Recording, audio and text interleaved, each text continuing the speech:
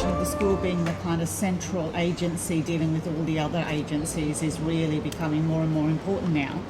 So I just want to ask you the question, you've been working in this area for what now, 20, 30 years? Yeah. Do you feel that poverty has exacerbated in that time compared to, not just in Australia, but obviously you've worked in England, you're working in Wales now?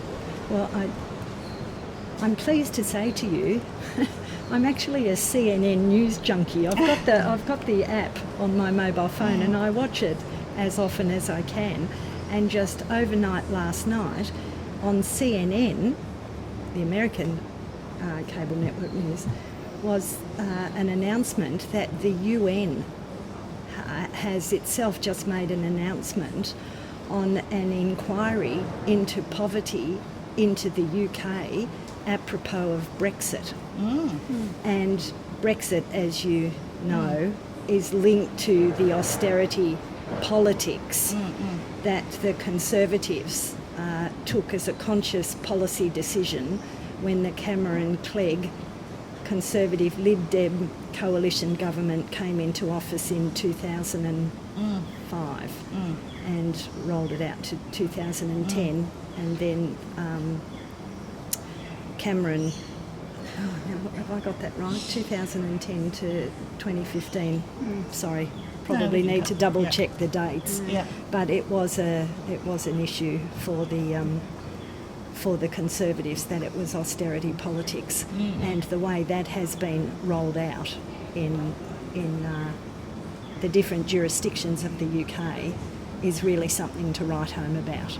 Now, to the point where the UN is now looking to begin an inquiry and a fact-finding mission linked to human rights and whether or not basic human needs are being met in the most difficult of social circumstances. So I think that answers your question insofar as there are grave concerns about poverty and inequalities in England, but also in the other jurisdictions. I should just mention my use of the word jurisdictions because I have come to learn, not only living and working in England, but then retiring, in fact semi-retiring to Wales, as you just said, and working with colleagues at the University of Bangor, that we need to be very mindful of not homogenising the UK because there are three nations, I would say to you, Scotland, Wales and England, and there is also the north of Ireland partitioned from the Republic of Ireland. So I hesitate to say that there are four nations in the UK because there are fraught politics, and in fact partition goes back up almost 100 years to 1922 in Ireland. But nonetheless, coming all the way back to your question about poverty is marbled across those different jurisdictions of the UK, and it was in the face of poverty and the experiences for teachers did I come to work with BERA colleagues, and for years we were trying to get up a network through BERA to actually look at issues around poverty and schooling. And after the 2015 BERA conference in Belfast, it was actually Gabrielle Evanson who rang me at home in Yorkshire to ask would I be interested in co-authoring an application to BERA for a research commission.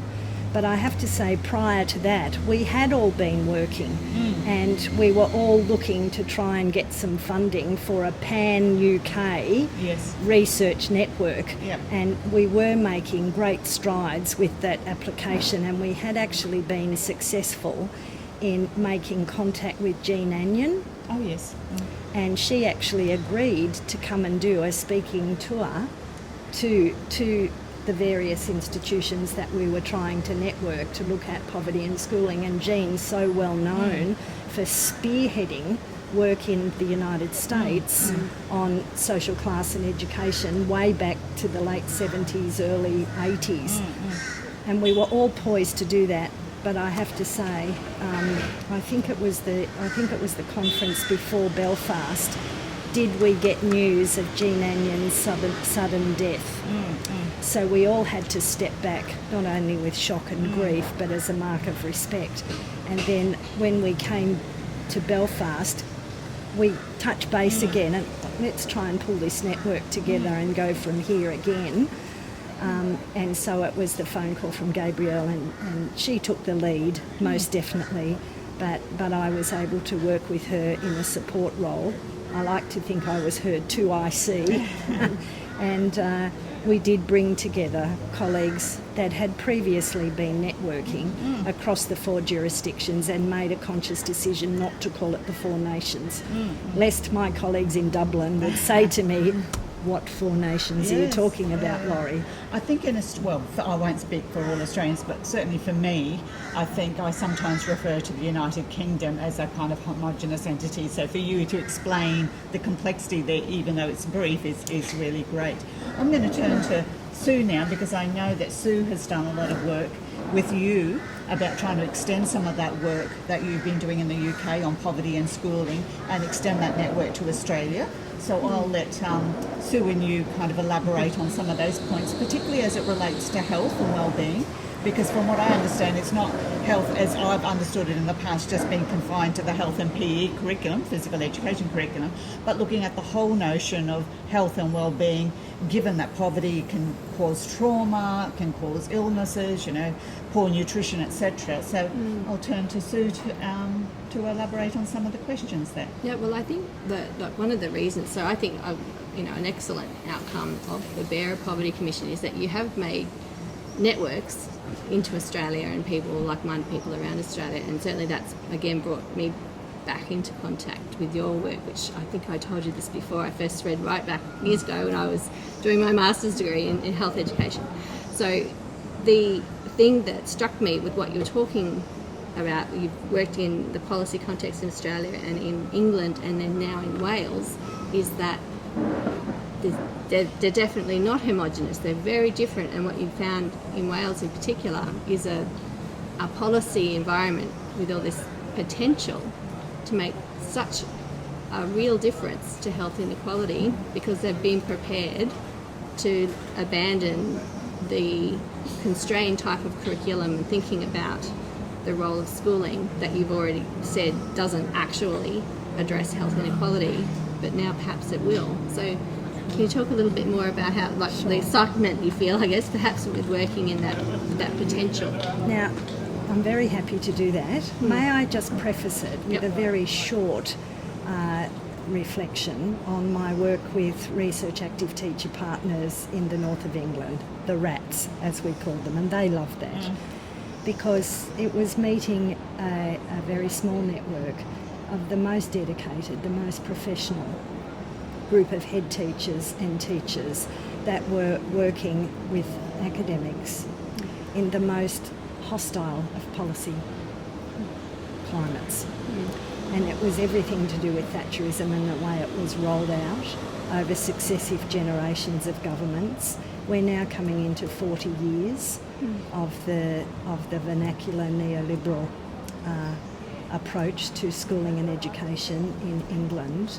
And what I didn't take into account in my consideration of making an international move, thinking that going to work in Yorkshire, and I was actually in Leeds, if I was going to develop school-university partnerships with schools in areas of high poverty and deprivation, some of them in the top 10% of deprivation in that index of multiple deprivation, it's not the top 10 that you want to be in, did I come to face with the policy construct, and I think the erroneous policy construct, of the idea of failing schools. And in fact, after my job interview with a panel of 9 that approved my appointment, and then I came back to Sydney to pack up and go back over there, did I then come face to face with the notion of failing schools? Because once I hit the ground in the faculty, university faculty where I was working, I certainly had the support of the Vice-Chancellor at the time, the Deputy Vice-Chancellor, the Dean, but not necessarily the head of school. I didn't realise that until I got there, because the question was then, Laurie, brand new Professor of Teacher Education, why do you want to work in failing schools? And it's like, but that's a policy construct. That these schools are not actually failing. And it's somebody else's terms. So I've done a little bit of work on the history of failing schools, like where did that spring from? That this is somebody else who are making the decision that these schools would be failing. Because if you go into what we might call disadvantaged schools, although the schools that I worked with in the north of England, they also rejected the idea of disadvantaged schools. Label. It's hard, isn't it? It's very, very difficult. We've tried to think of schools serving disadvantaged communities, but that has all... So it's hard to come up with a terminology that isn't going to be negative, but at the same time to recognise that people working in these communities have been affected by structural poverty, by absolutely. economic factors that are beyond their control. So, well, I went with Ruth Lupton in the end, who had a chat with me walking along a footpath one time, that urban schools is probably a label, if you like, that we could all live with. But then, of course, another academic colleague said to me, well, what about rural schools? Yeah, and see, a lot of our schools in Australia are rural. Well, the ones in extreme poverty would be in rural and regional areas. I mean, it doesn't mean that we haven't got poverty in urban areas, as you know we have. Yeah. But a lot of our extreme poverty would be in rural communities. Well, what I did in Yorkshire was I did go ahead and develop those school-university partnerships, but finding myself in this hostile policy climate, there was no systemic support for the work that we did. So we started off doing pilot studies, just a series of pilot studies, and that was some of the work that had the attention drawn to it from colleagues working in Australia. And I remember Trevor Gale at the time. But I have to say that Bob Lingard, Susan Groundwater-Smith, Martin Mills, Fazil Rizvi, Mari Brennan, I had this stream of visitors from Australia who came to Leeds and worked with me, with my academic colleagues, to try and build that intellectual life around poverty and schooling. Very fortunate then to have Terry Wrigley come and work with us as visiting professor. And this was all preceding the Bera Commission on poverty and policy advocacy. But it was while Terry was there that we were networking across the 4 jurisdictions, and we built the beginnings of the application for an ESRC. ESRC is the Education and Social Research Council. It's the equivalent like of the ARC. Yep. And that's the Australian colleagues and Terry Wrigley, also counterbalanced by the generosity of wonderful colleagues who were onshore, Jeff Whitty and Ruth Lupton in particular. Yep. And of course we just recently lost Jeff Whitty. But the champions that were there, Ian Mentor, as I just think of all the people that were really there to support the work that we were doing, Olwen McNamara, there were lots and lots of people there that were supportive of the work that we were doing. But as I said, without systemic support, both university, although... that was a bit contradictory, as you said. Well, yeah, because a different head of school said to me, but Laurie, we're paying you salary and we haven't stopped you going there. It's like, okay, I will concede that point. But there was no funding from the university. It just seemed to me that there were blocks every inch of the way. So I can't complain too bitterly about it. But the local authority tended to play a bit of cat and mouse, and we didn't get the systemic support there. You'd have to read my book. Yeah. So the name of your book? Teachers and Academic Partners in Urban Schools, Threats to Professional Practice. Lovely. And I will be reading it. That's a Routledge book. In fact, I need to just go back a little bit further, because when I was there I thought, my God, this work is so difficult. I then sent out an SOS around to the academic colleagues networks to say, can you come and help me? And we put together an edited book for Routledge. It was my first one for Routledge. And it was on teacher education, raising the professional voice. And it was every bit about the profession resuming professional control for teaching and teacher education. Because in Thatcher's Britain, as I said, it was very much colonised, and I use the word advisedly, by the corporates. Yes.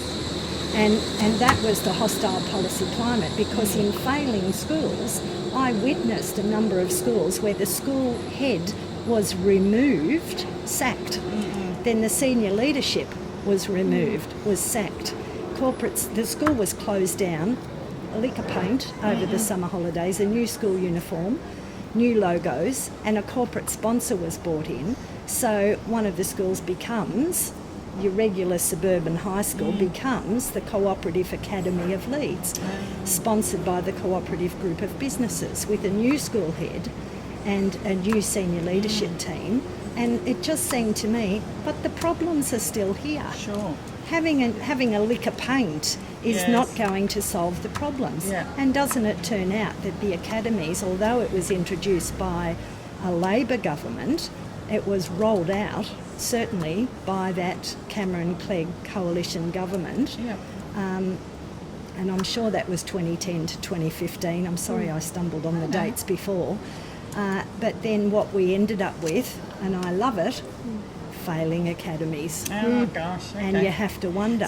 So I'm trying to get my head around this. So we call them public schools here, government-funded schools. The private schools are called public schools in the UK, aren't they? Well, they are. So let's think about the government-funded schools. So how many tiers or different types of schools are there in the UK It's now? so complicated. But Right. what I'm talking about in terms of state public schools would be local authority schools. Yep. And from Thatcher Yep. down, there has been marked concerted political efforts Yep. to not only dismantle the state, which is neoliberalism, Yep. but to actually dismantle the local authorities' Right. control Over of over what over we the- consider government-funded schools. That's right. And corporate sponsors have come in. Some of Right. them are still government funded. Yeah.